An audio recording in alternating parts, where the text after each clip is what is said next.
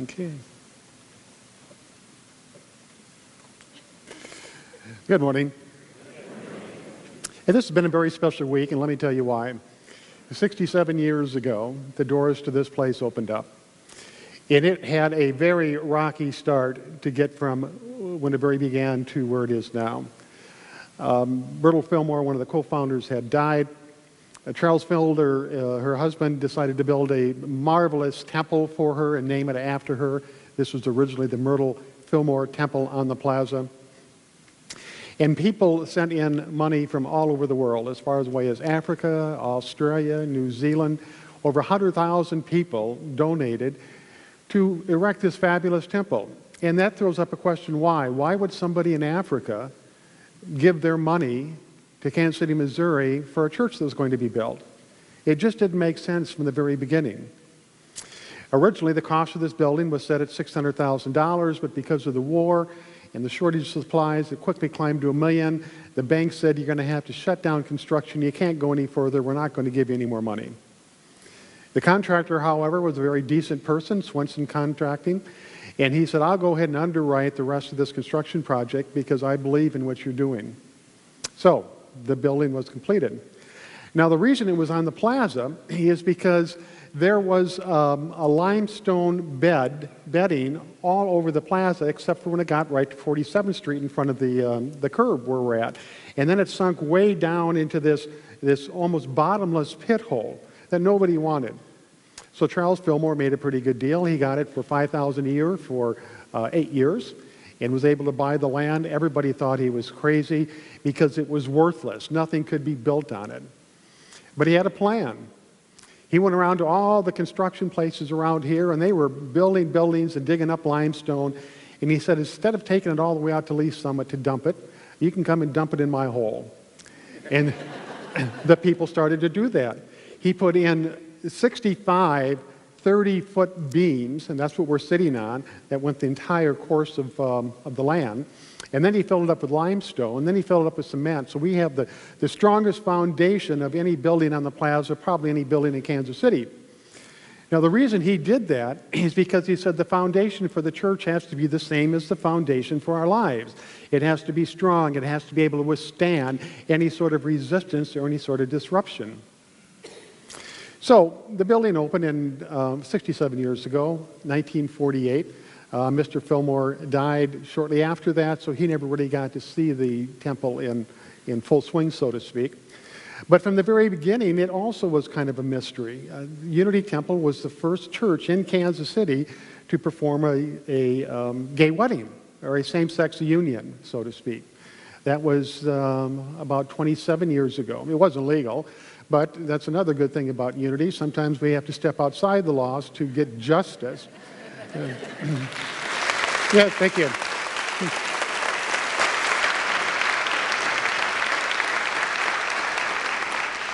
I was here as secretary that night, and the minister called me. I just lived down the street. He says, can you come over to my apartment, which connects to the church?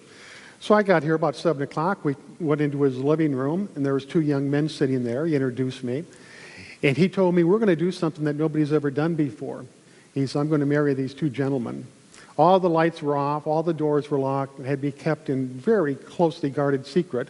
And we went into the Charles Fillmore, and he married these 2 gentlemen. Although I'd never experienced anything like that before, I knew when I witnessed it that this love between these 2 people was just as great as any love I'd ever witnessed. And I knew that the minister, even though he was stepping out and probably could lose his position for something like this, he went ahead and did it anyway because he thought it would be right. Also, Unity was the first one to have a gay support group here in the church. And that took place in 1987.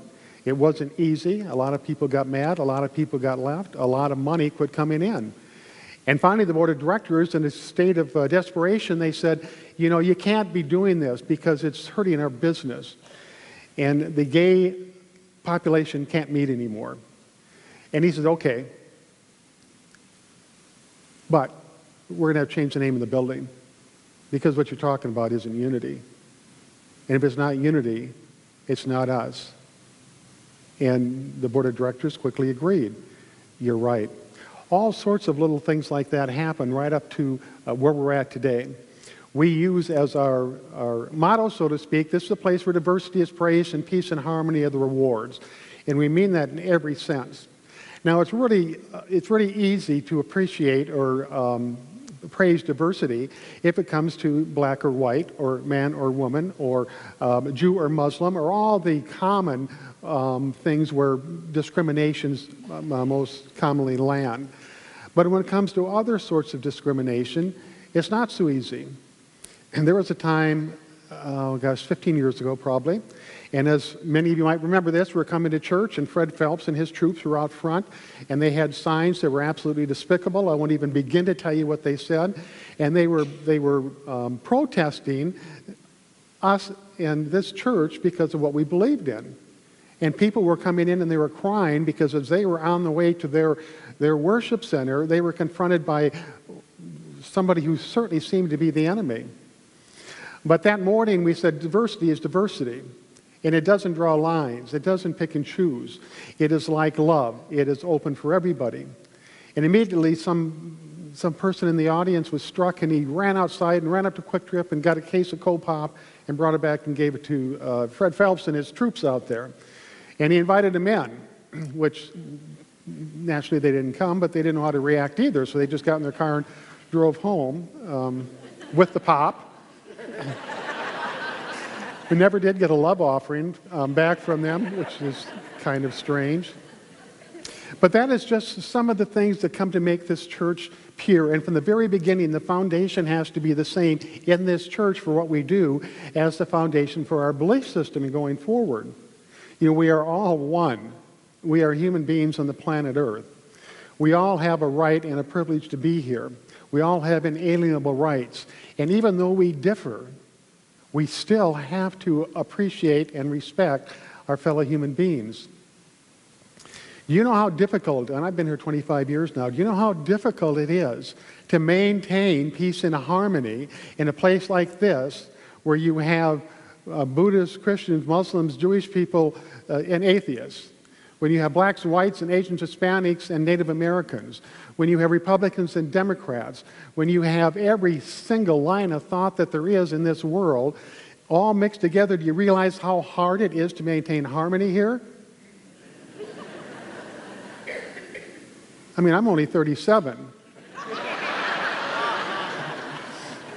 No, the secret is, it's not hard at all.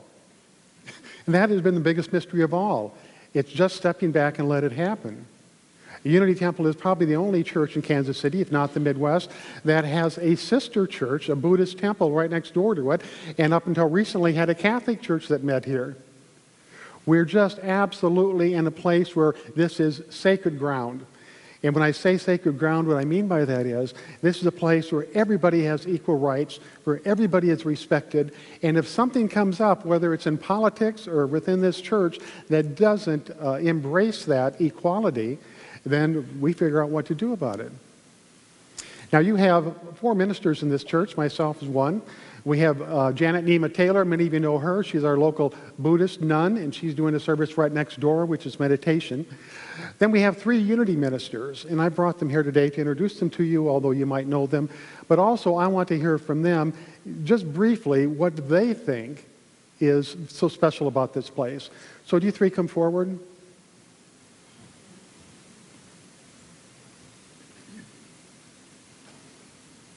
Okay, center stage, ladies.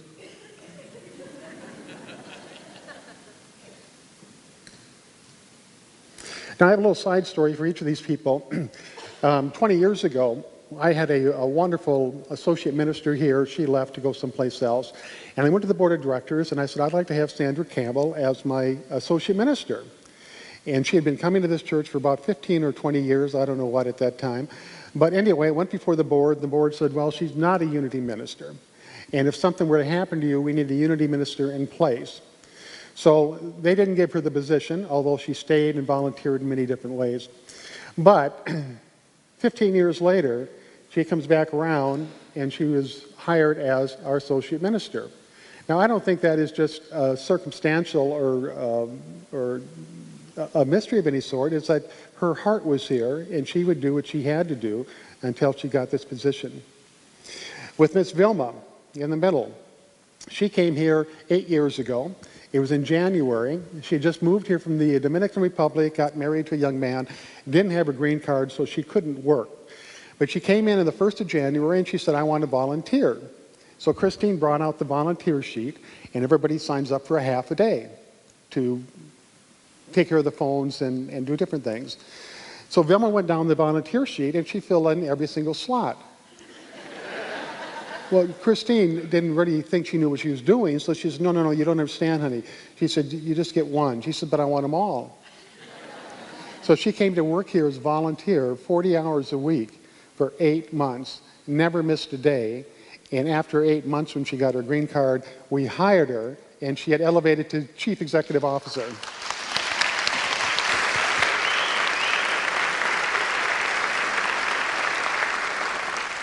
Then our newest member, Nian, she came here as an intern this spring. And gosh, what can I say? She was just so cute, we decided to keep her. And but she also had intelligence, and she has a wonderful gift for public speaking, and she's just been a real treasure for this. So these are your Unity ministers. I want you to give them a warm round of applause.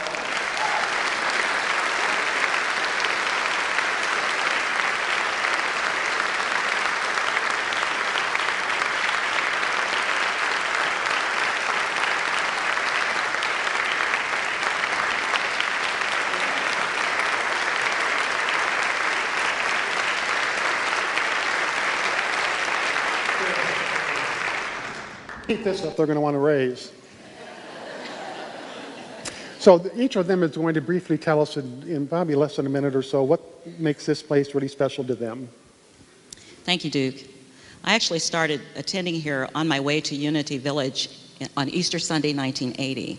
I'd been in Unity since 1972, and we were lost. We were late, and I told my husband, I think there's a Unity church somewhere on the plaza. We lived in Wyandotte County, in Kansas City, Kansas. So we found our way here. We fell in love with it. We were greeted at the door by a couple of people who made us feel welcome. And we had a couple of sponsors. We became members here, and we've been members ever since 1980. I just love this place. For 2 years, I went to, while I was in ministerial school, I did some work for Unity Southeast in Kansas City to help build the Sunday school. But my longing was to come back here to Unity Temple. So while Unity Southeast is my second home, and they begged me to stay, and I would have loved it, I just had this longing. I couldn't stay there. I needed to be here. This is home for me. The fact that diversity is praised and peace and harmony are the rewards is something my children benefited the most from coming here to Unity Temple. They grew up in Unity. They were in every aspect of the youth education program while I was a youth education leader. And they have that Unity spirit. Wherever they go, they take Unity with them. Now they're well into adulthood with children of their own. And it's great to see your children grow up with that kind of consciousness. I also was youth education leader for many years. I sang in the choir for many years, which many of you know as my first love, besides ministry, is singing in that choir and listening to our wonderful singers. Catherine Thomas and I started the Temple Toastmasters Club in 1995. And today that club is, I think they Speak Easy or something like that, but we actually got it started here. We have done a lot of things in this church together. I remember when Duke was the executive assistant, and I remember when Duke had his first sermon, and when he tells you that he stood at that lectern and shook, he's not kidding. I served 3 terms on the board of directors, and we would meet until midnight. So those were the good old days. For those of you board members today, you haven't been on the board till you've had to meet here till midnight to run this church. It takes a lot to run this temple. It takes a lot of resources, and it takes all of you. I'm just so proud to be part of this. I started in ministerial school at Unity Village. It was called Unity School at the time. Now it's Unity Institute in 1994. And one of my best teachers recently joined me in teaching the Sunday morning Bible interpretation class, Laura Barrett Bennett, Reverend Laura Barrett Bennett. Thank you. Thank you. If you haven't had Bible, if you don't know what it means to you or how to interpret it, you need to come to that class because she's there and she's powerful every Sunday morning at 9 o'clock. Thank you so much. I have learned so much and been on so many paths, but Unity Temple is one of the greatest gifts to me, and I appreciate all of you. I graduated in 2012 from Unity Urban Ministerial School because I couldn't quit my job and go to the village full time, and I'd lost a lot of my credits. And now Reverend Dr. Catherine Thomas and Reverend Julian Telesford and I are co-teachers in that school, and Reverend Dr. Thomas is the CEO. We are doing great things in the Unity movement and just enjoying every bit of helping to change consciousness, our own and those of others around the world. So as you bless me on Sundays and Wednesdays at the Wednesday evening service, Sunday mornings at Bible study, and seeing you in passing, I bless all of you. Thank you.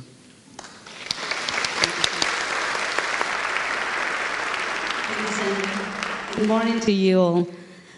It feels so good to be here this morning and share with you a little bit of my experience and how I got here to Unity Temple. And like Duke said, it's been wonderful. And I would like to start by saying that exactly how I got here. And I have to say that first I learned about Unity as a movement while I was still living in my country, the Dominican Republic. And at that time, I felt like nothing was going right in my life. Do you know when you are at that place where everything seems to go wrong? Well, that was me then. Later, a very good friend of mine invited me to attend with her a Unity class. It was hosted by one of the Unity ministers in the Dominican Republic. And I said, sure, why not? Let's just try and see what it is. And after that class, I learned that I had to do something if I wanted to change the way things were going. So I started shifting my way of praying, my way of thinking, and I started to take actions. Because I believe that this is not only about sitting and waiting and doing positive prayers and positive thinking. You have to take actions if you want something good to come out of it. Then later, I found a new job, and through that job, I got the opportunity to come to Kansas City. Out of all the places in the United States, they sent me here to Kansas City. And then I met someone, and that someone later became my husband, David. He's at home now, probably sleeping. And then I married him and moved to Kansas City. And I knew at the moment that I wanted to continue attending Unity classes and getting involved in the Unity community, but I didn't know about any Unity church close to where I used to live. I knew that Unity Village is in the Kansas City area, but then I realized that it was too far from where I used to live. So that was out of the question. Until a very good neighbor told me, do you know that there is a Unity church on the plaza? In the plaza, it's closer to where I used to live. So I said, no, I didn't know that, but I'm gonna go and check it out. So on a Sunday afternoon, my husband and I drove by and decided to stop, but we took the entrance from the back door. We took the back door, and the church was closed. And we can only see through a little window tables and chairs, and it was set up like a restaurant. All we saw was Eden Alley. So we said, this neighbor is lying. This is not a church. This is a restaurant. So we left. And then on another Sunday, morning hours this time, we saw a lot of people coming in, and we decided to stop and realized that this is a church and that this is a Unity church. So we came in, and we were so welcomed, and we felt so loved since the first day. And everybody was so happy that I told my husband, everybody's so nice in here. I think we are coming back.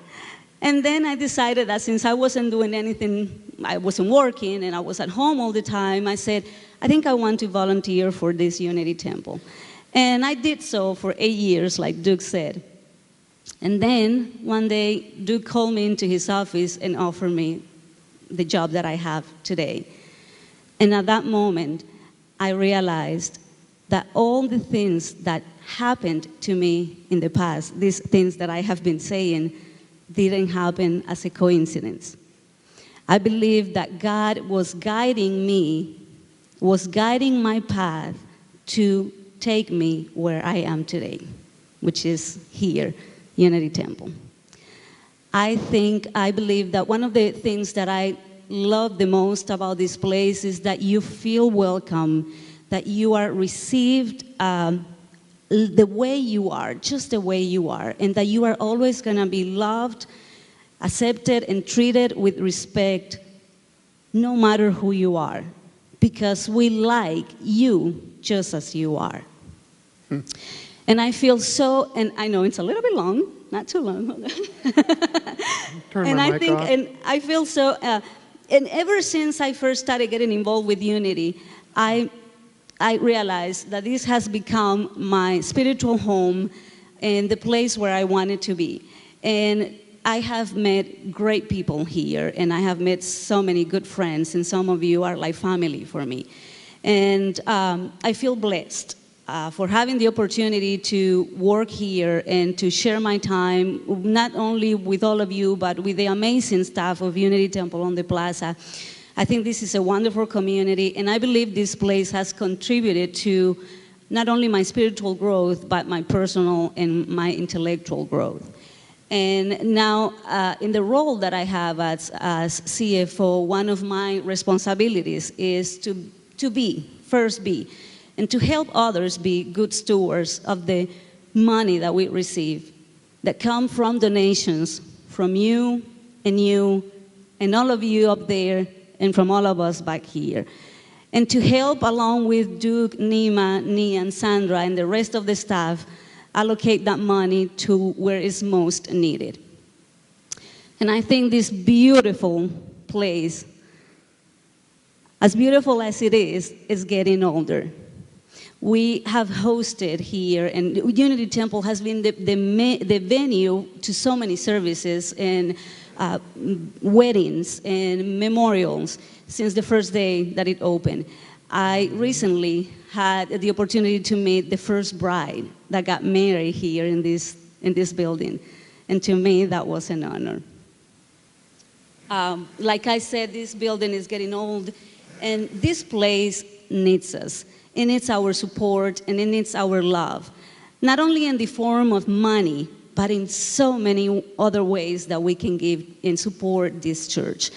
This is a beautiful building, and all of us that come through those doors, we are the ones that keep this place alive. No matter what you come here from, where you come from, and what you come here for, no matter any of that, you're always going to be received and welcome as you are, and you mean a lot to us.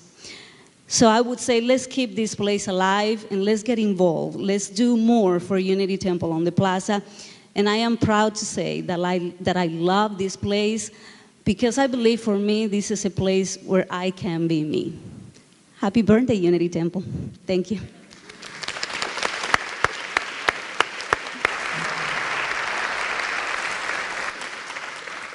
Good morning, everyone. So, to ask a Unity minister what you value about Unity, and then to hand over the mic is a huge act of trust on Duke's part. I don't know if he ever expected to get the mic back from us, but I'm going to, I feel like that question, what do you value most about Unity? What does Unity mean to you? Is a living question. It's a question that I plan to answer, I think, for the rest of my years, in a way, being up here on the platform. So I'm going to keep today's response really short. I'm going to share solely about my initial experience here at Unity Temple on the Plaza. Unlike the others, I did not come here originally as a congregant. I came here as a ministerial intern, actually just this past fall. So there was a different relationship that I have to the temple as a result of that. But I can tell you that when I arrived here and I sat in the room with Duke and with Nima to talk about what was mine to do here, I was expecting Duke to tell me what he wanted of me. You know, I'm a good student. If you tell me what you want, I can do it for you and I can give it back to you, right? But instead, he looks at me and he says, well, what are you called to do? What are you called to do? And I had this moment of panic, right? Because it was really on me to know what I was really passionate about, what I was called to do and to be in this particular context. And I realized that that's exactly what a unity minister does, and does it for all people. You know, we're not here to tell you what we want you to do, but to invite you and to support you in what you are called to be and to do in this world. So when Duke did that to me at the very beginning, I felt like, wow, this is my home. This is my place. This is the place in which ministering to and being ministered to really feel the same. So that's what I value most about being here, specifically at Unity Temple on the Plaza. So thank you. And Duke gets the mic back now.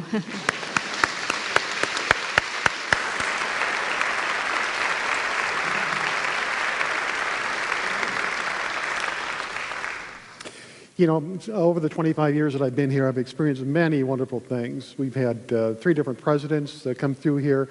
We've had celebrities. We've had poet laureates. Maya Angelou would attend here when she was in town. But by far for me, the most poignant thing that took place was about 16 years ago.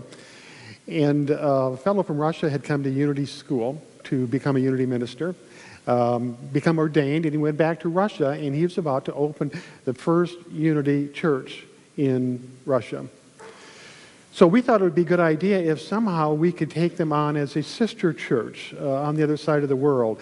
And believe me, the United States and Russia relationships weren't that great even then. So we came up with a plan to get a telephone and call them when they had their very first service so that we would be directly connected to them. It was, I believe, 9 o'clock over there, and it was maybe 11 o'clock here. Many of you remember this. And this is before cell phones. This is before technology, before all that stuff. And it wasn't just as simple as me on a telephone speaking into a microphone and having people in Russia hear me. The sound tech said, it doesn't work. It can't happen. Somebody said, well, why don't you go to Sprint? I have a friend that works there. Maybe he can help you. So I called up this guy at Sprint. He came down. And he said, no, it's not going to work, a telephone through a microphone. It just won't. Either your people here won't be able to hear or they won't be able to hear. He said, but we do have something that can tie together. Conference call was this new idea that was coming about. We have this conference call, and we can hold up to 20 lines on it. And I said, that's great. He said, yeah, but it's $3,700. I said, well, we don't have that. But he went back to Sprint, talked to his supervisor, and came back and said, they're going to do it for nothing because we really believe in what you're doing. So we had 19 other spots we could fill. The word got out all over the Unity movement that this was going to take place. Other churches started calling in and saying, we want to be in the conference call. So we used all 20 lines up. It was that morning at 11 o'clock. We established the line with Russia. There were 19 other Unity centers all over the country on that same line. And this is what happened next. Let there be peace on earth and let it be in the sea. Let there be peace on earth, the peace that was meant to be with God.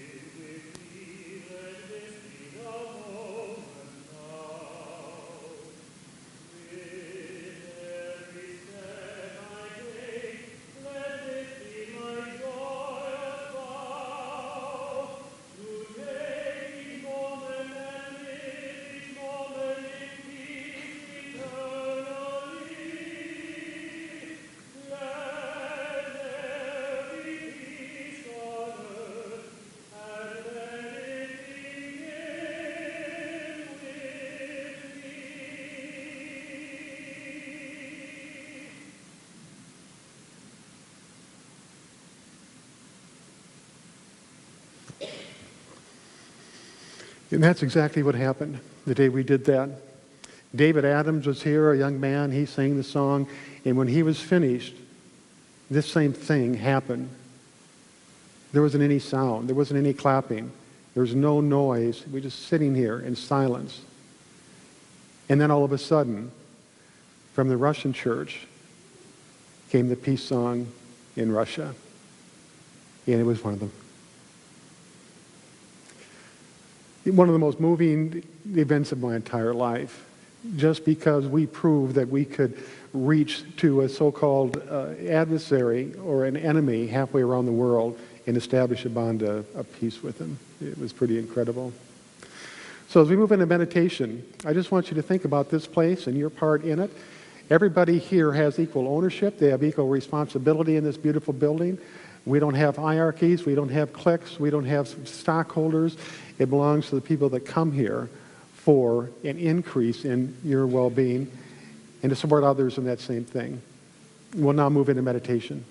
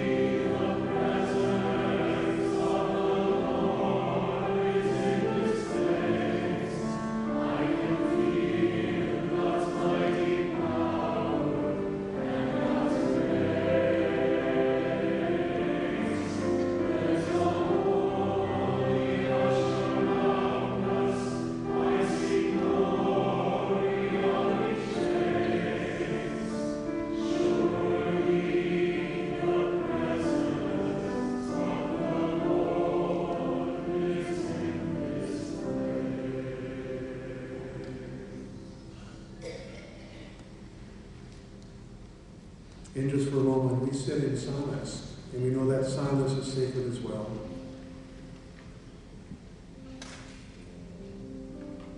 Together we share the silence. It is not controlled by anybody. It is not owned by anybody. It is not governed by anybody. It is sacred.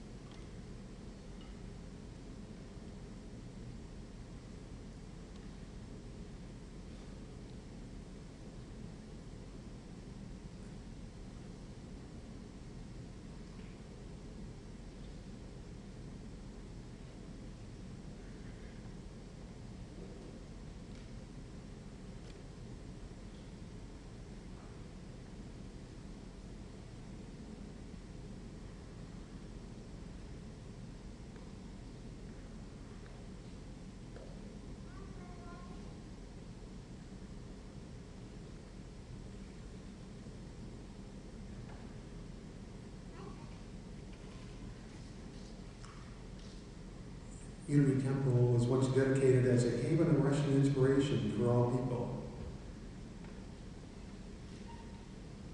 Later in the state, where diversity is praised and peace and harmony are the rewards. And both statements say the same thing. We stand on sacred ground.